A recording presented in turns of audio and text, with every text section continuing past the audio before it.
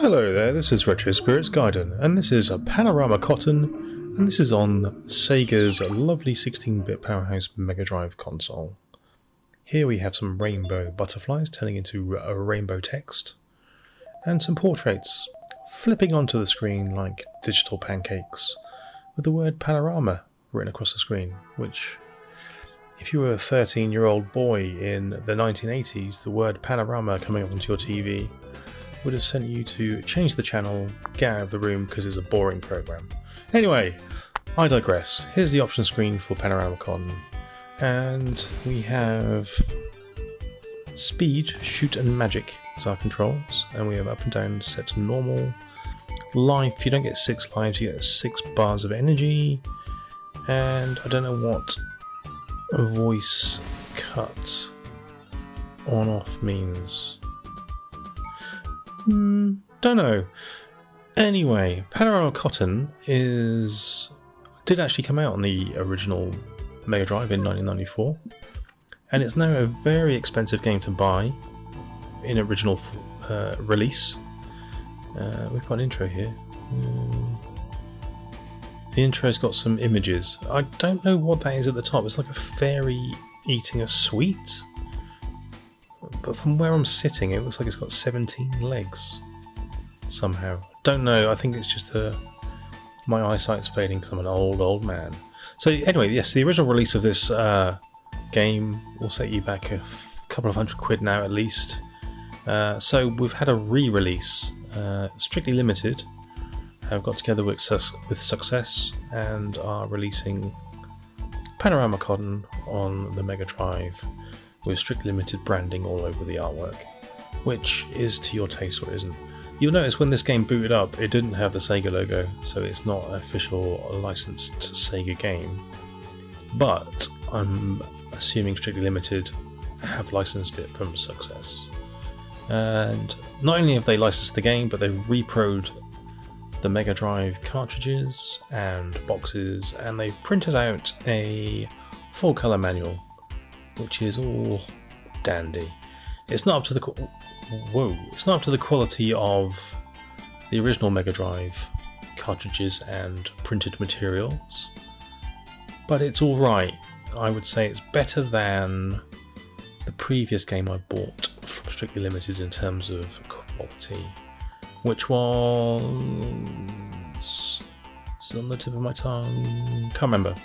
Anyway, the previous game I bought had a roughly cut manual of low repro quality, but the other stuff about it was alright.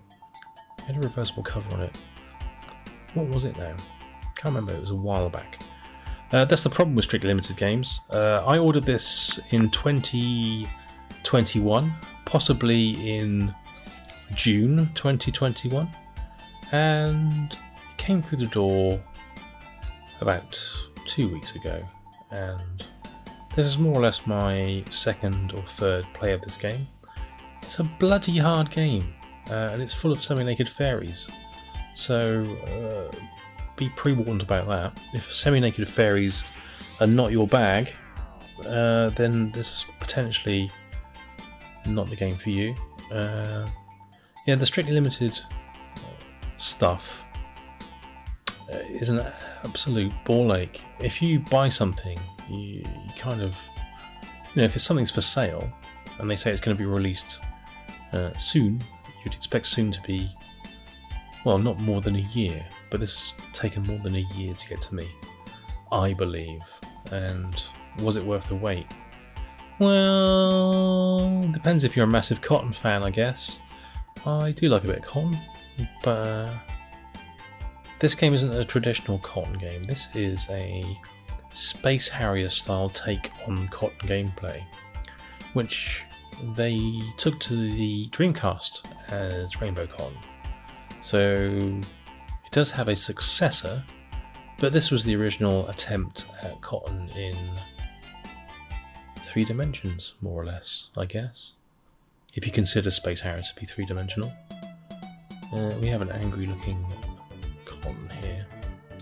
And from what I can tell of the gameplay thus far, is it's surprisingly busy in the amount of sprites that it puts on the screen, but in terms of gameplay, the design of the game lacks a little. It keeps sending enemies on from behind you at random points, and you've got no way of defending yourself against stuff. Whoa! Punch that fairy in the back of the head. And pull its face off. Yeah, you have no way of defending against enemies that are coming on behind you as you're flying into the screen, and it does it at multiple points. It's really bloody annoying. But other than that, it's just kind of Space Harrier all the way. It's basically Space Harrier, but you're allowed to adjust your speed slightly, and you have some special weapons.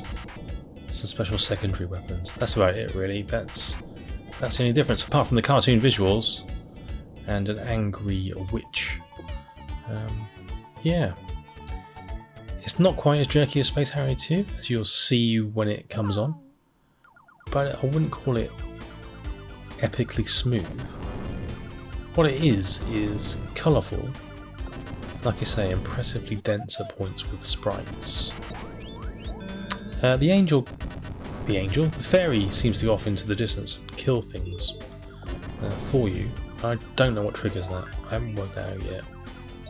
Could be that if you do like a 360 rotation on the pad, it kind of activates the fairy. Don't know. Could read the instruction manual. Haven't bothered. Who reads instruction manuals? I suppose that's why they stopped putting them in games, huh? But you know, I still like looking at the pictures. I don't play games to read, I play games to look at pretty pictures and shoot shit. So in that sense, this game kind of delivers. Feel like a rainbow river. Look at that. The floor, or the banding on the floor, the yellow to orange banding, has a sort of an axe-lay feel to it, and kind of squashes and stretches. And did I just kill a sunfish by shooting it in the face? Well, that's what they deserve, isn't it? Yes, we've got lots of rocks along the floor here. I'm firing lots of bullets. Thankfully, I'm not having to tap out every single individual bullet. It's very rhythmical. If you just tap the fire button once, every so often, you get a stream of bullets. So then you get a constant stream, which is a nice feature rather than having to tap out each individual button. Getting the crystals can be slightly annoying, as you saw there. I was lining myself up for that crystal, and it decided to dart off to the right, like some sort of crystalline bell end.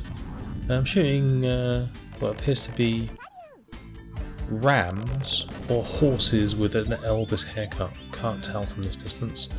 I'm probably sitting too far away from the screen. I've just launched one of my crystal extra weapons there, which is the dragon. It just flies around the screen, incinerating things left, right and centre, which is very kind of it. I just saw a blue cat fly past me there. Lovely. So yeah, as you can see, impressive amounts of shit flying around the screen for the old MD. Not entirely smooth, but not entirely horrific.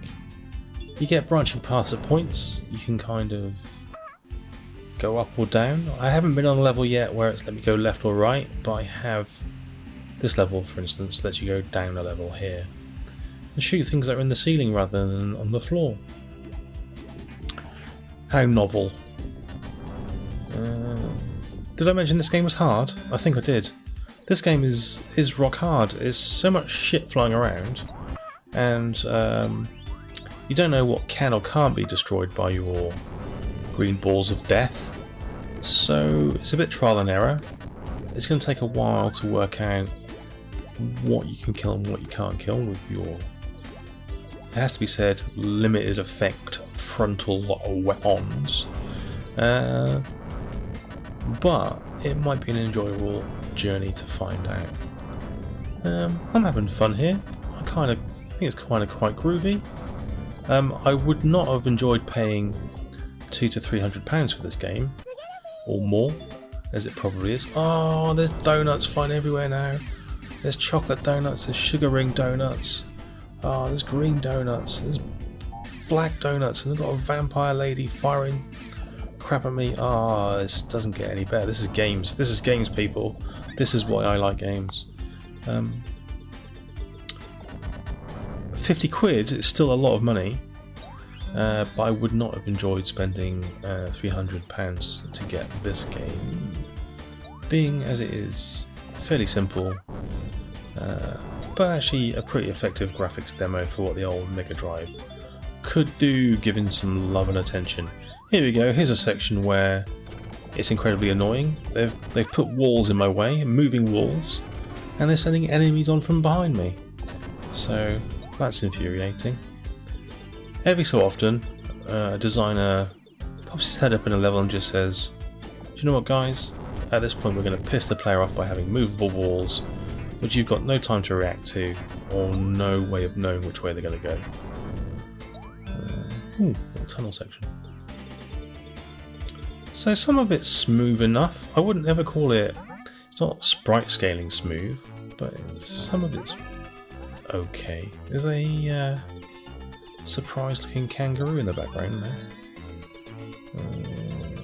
Very strange. And we have what looks like some sort of muffin with eyes. Sort of circus-coloured muffin that's determined to just freak me out. Oh, it's firing smaller muffins at me. Okay. So it's not trying to psych me out, or freak me out to get me to go, it's actually trying to kill me. Okay.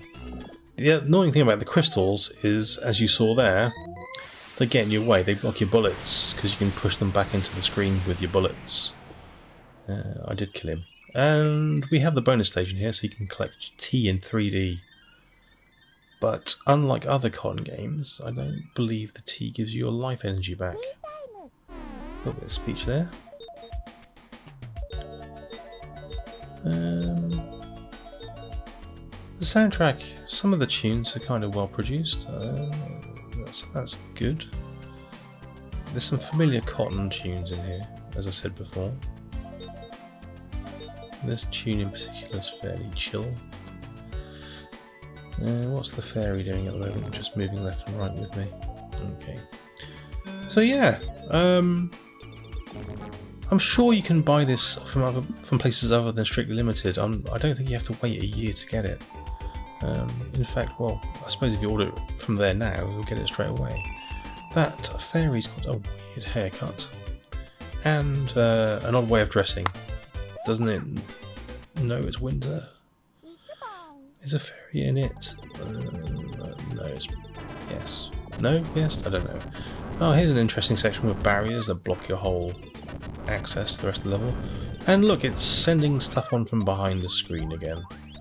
How wonderfully inventive. Yeah, because I can't shoot stuff from behind me, can I? Because I'm looking forward in a forward-playing game. Unbelievable. That background's likely to give you some sort of seizure, what with its colour strobing effects. Anyway, watch the rest of the video. Hope you enjoy the gameplay. Make a judgment yourself whether you think, ooh, she's got a massive hand. For a little witch, she's got a massively grotesque, bloated, old man's hand. It's a bit scary. Yeah, decide for yourself whether you think it looks like a game you'd like to play. If you felt like it, you could download a ROM to test it out, rather than giving the money to Strictly Limited. But what I would say is, I wouldn't bother buying an original copy of this. It's not going to be worth the money that you pay on it. I think you'll only end up disappointed. So there we go. That's Panorama Cotton. So far, I think it's okay. Tiny time will tell whether I enjoy it more than, say, Space Harrier 2 on the old Megadrive. These wall things are a fucking ball ache. I've got a level with you. That's annoying me. And that background is seizure-inducing. Oh, there's a sprite flicker here. Something's turning off and on. Alright, anyway. So there are some technical foibles, which is a great name for a jazz CD. We've got sort of a colour cycling thing going on. And a crazy bat with crazy eyes. Oh my god, it just keeps getting worse. Anyway, I'm going to go now. Enjoy the rest of the video. There isn't a lot left. see if you like what you see, and if you're gonna spend 50 quid on this game, because that's what it'll cost you, unless you download the ROM, because that's free, isn't it? Alright then, ta-ra.